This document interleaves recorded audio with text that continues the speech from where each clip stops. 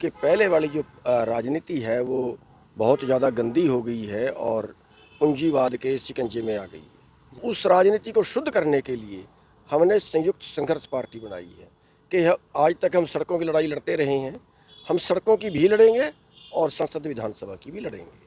जनता का राज नहीं है यहाँ पे, जनता के राज का तो नाम है, यहाँ पे पूंजीवाद का कानून है। ऊंचाना इतना तो विकास कड़िया भी नहीं होगा। विकास तो पूरे देश में इतना हो रहा है, लेकिन विकास ज्यादा है बड़ा ऊंचाना में हो रहा है। सारे दर्शकों ने राम राम। मैं मंजीत कोत फिलहाल जींद में है और गुरनाम सिंह चडूनी किसान नेता हमारे साथ है। बातचीत करेंगे आज जींद में किस तरह पहुंचे हैं, पार्टी का प्रचार कर रहे हैं, किस तरह की मतलब बहुत सी सुविधा दे रखी सरकार ने। सुविधा का नाम पर कितनी दुविधा इनकी देखनी पड़ी है। प्रधान जी नमस्कार। जी नमस्कार। प्रधान जी आज किस तरह पहुंचे हो जींद में? सबसे पहले तो आपके चैनल का धन्यवाद है कि आपने पिछले आंदोलन में भी काफ़ी सेवा करी है और सामाजिक मुद्दों को उठाते रहते हैं। जींद में आज हमने प्रेस कॉन्फ्रेंस की है और मुद्दा है कि एक नई पार्टी संयुक्त संघर्ष पार्टी बनाई है, क्योंकि पहले वाली जो राजनीति है वो बहुत ज़्यादा गंदी हो गई है और पूंजीवाद के शिकंजे में आ गई है।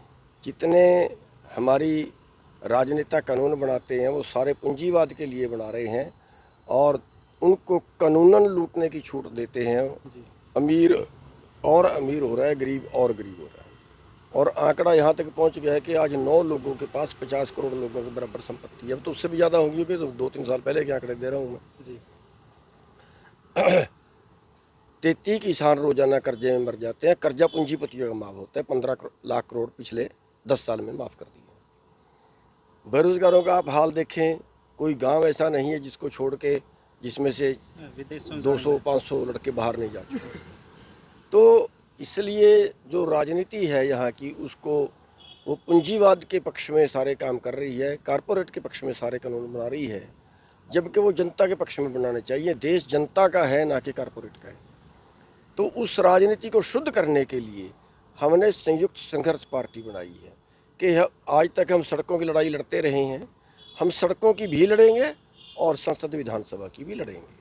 तो हरियाणा में लगभग 3 महीने बाद चुनाव है जी, किस तरह रहेगा? मतलब 90-90 उतारोगे या क्या किसी के साथ गठबंधन? अभी हमने काम शुरू कर दिया है।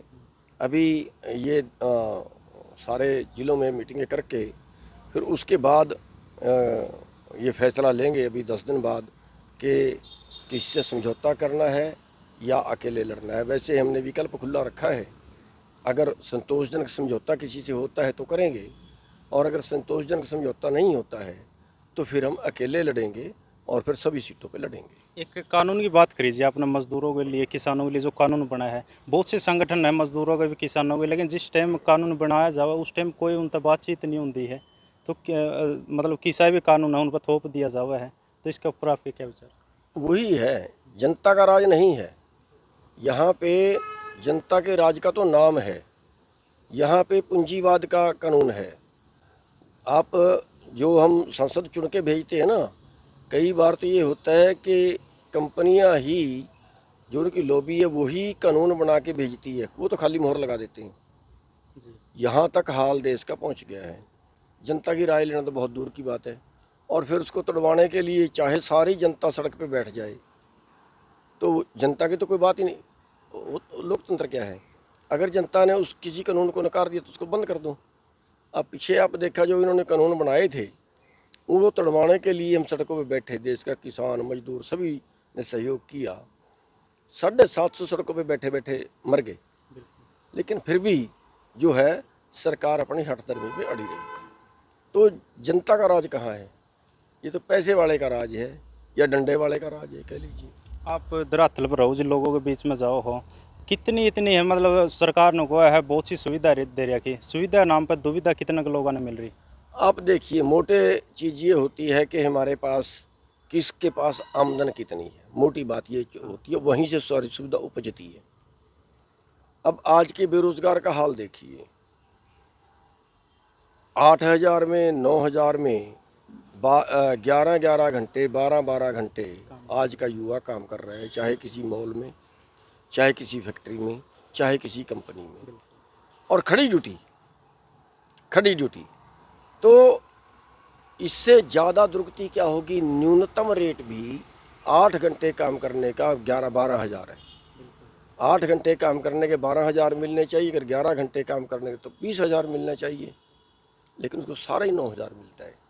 ठेका प्रथा कर दी, भाई किसी में 100 कर्मचारियों की ज़रूरत है, एक आदमी को ठेका दे दिया, वो कहता है ठीक है भाई, आगे से तो मैं 14 हज़ार लूँगा, आपको मैं 10 हज़ार ही दूँगा। 4 हज़ार रुपये वो बैठे बैठे ही खड़ा है महीने के।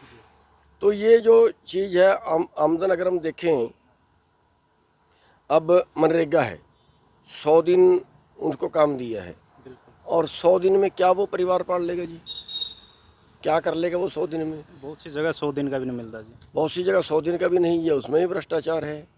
अगर आप देखिए किसान की हालत देखें, जो 2014 में आंकड़ा आया था वो था 3100 रुपये, राष्ट्रीय नमूना सर्वेक्षण का आंकड़ा था 3100 रुपये प्रति परिवार प्रति महीना 2014 में। तो क्या कोई परिवार चला लेगा जी? और दूसरी तरफ जहाँ है, अब ये बता रहे हैं, ये ब्याह था कौन से का, 5,000 करोड़ खर्च दिया अंबानी का अंबानी लड़के का का। जी, अनंत अंबानी। दूसरी तरफ हालत ये है, उसने मकान बनाया आज से मेरे ख्याल 15 साल पहले 9,000 करोड़ का मकान बनाया। फिर वही रिचार्ज बढ़ा दिए जी, अगर बात करना जो है। मतलब कहने का मतलब ये है कि अमीर है तो इतना है कि पता ही नहीं कितना पैसा है, और गरीब है तो इतना है कि 23 करोड़ लोग एक दो वक्त की रोटी के मोहताज हैं। 23 करोड़। दूसरे की हालत ये है। लेकिन इसके अंदर एक चीज़ मैं और ये जोड़ना चाहूँगा,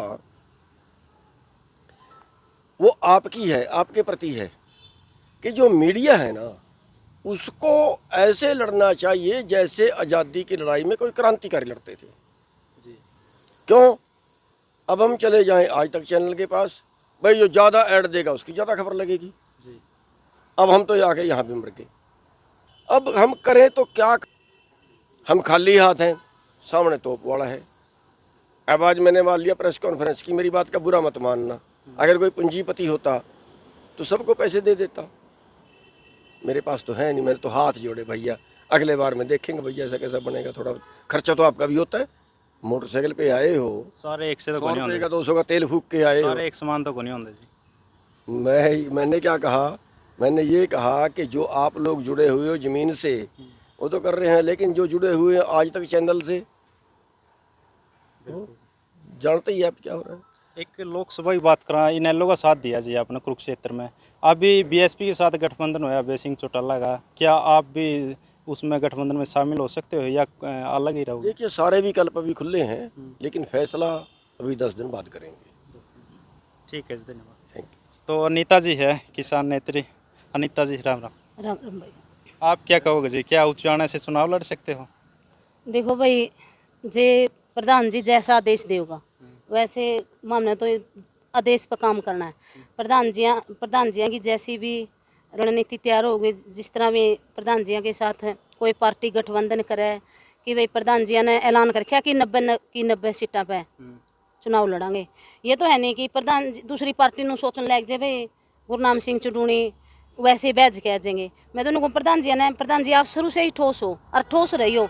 ये नहीं है कि आप किसी पार्टी के पास जाओ और पार्टी आपके पास आओ तो गठबंधन करियो, नहीं तो उसकी डर भाई हम तो लांडे खे कमा लेंगे। उच्चारण में कोई कमी तो कौन रही होगी विकास की, क्योंकि नहीं, डिप्टी उच्चारण सीएम आप लोगों ने दे रखा था। ऊंचाणा में तो इतना विकास है भाई, इससे ज़्यादा में परसों बारिश हुई थी, और परसों एक थाना में चौकी, जो मंडी में चौकी है उसमें काम था, हम बाइक पे थे भाई, गलिया में को घूम घूम के इतना विकास देखा। बहुत मुश्किल तक चौकी तक पहुँचे, गोड्डा गोड्डा पानी बज जाता है। ऊंचाणा इतना तो विकास कड़िया भी नहीं होगा। विकास तो पूरे देश में इतना हो रहा है, लेकिन विकास ज़्यादा है बड़ा ऊंचाणा में हो रहा है। विकास हाँ। तो बिल्कुल किसान नेत्री और गुरनाम सिंह चडूणी जी पहुंच रहे थे, बातचीत करी है। आपका के कुछ मानना है, सभी कमेंट के जरिए अपनी राय रखनी। तब तक के लिए जय हिंद, वंदे मातरम।